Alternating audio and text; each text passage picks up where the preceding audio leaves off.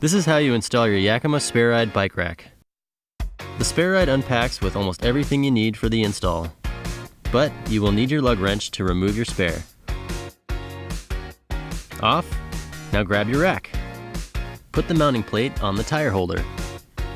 The design adapts to handle 5 or 6 hole patterns and has a removable plate if you have a support bracket on your tire holder. Plate's on. Now find your tongue. There are 3 different lengths to accommodate different tire widths. Take a look at the instructions to find the right fit.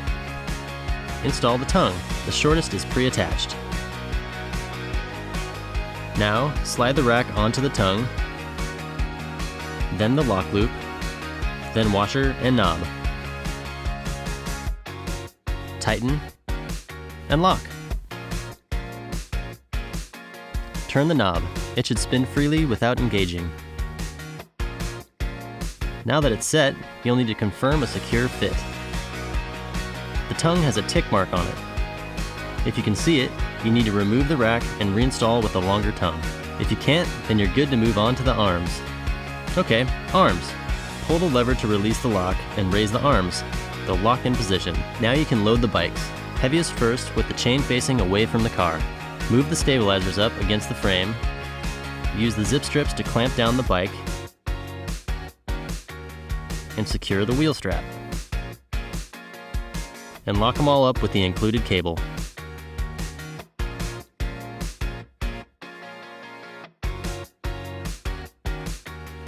Good work. Take a break. To fold the arms down when you don't need them, just lift a little while pulling the lever, so they'll fold down and lock into place. Don't do this with bikes on. To remove your rack, just unlock, turn the knob to release,